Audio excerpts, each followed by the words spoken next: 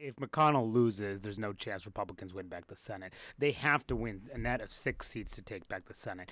They're probably going to win in open seats, Democratic-held seats in South Dakota, West Virginia. They're favored in Montana as well. Those are 3 seats gone right there. Arkansas is a Democratic senator. Mark Pryor, tough race. Could lose. Same with Mark Begich, the Alaska senator, the Democratic senator, also could lose. That's 5 seats right there. Then there are 2 other seats, Louisiana and North Carolina, Mary Landrieu and Kay Hagan, 2 other Democratic senators also in tough races. Republicans will have to run the table to win, but they also cannot have self-inflicted wounds, as we've seen time and again. And that means this bloody primary process that has produced candidates who are weakened or can't win in a general election, that threatens them again in North Carolina and in Georgia. And if they lose those 2 seats because of their primaries or other reasons, they're not going to win the majority for this year and years to come.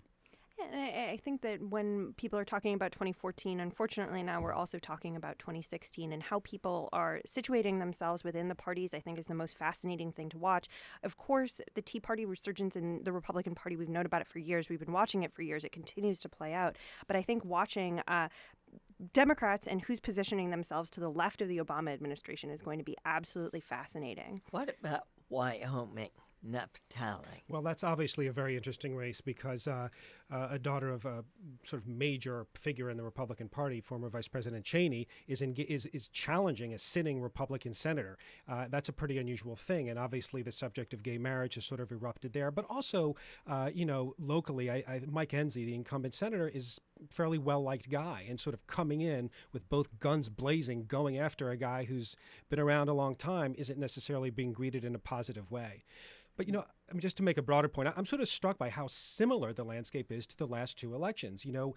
A lot of vulnerable Democrats, but Republicans have to run the table, but they're being threatened by Tea Party challenges within their own party. We've seen this the last 2 elections. They haven't been able to overcome it.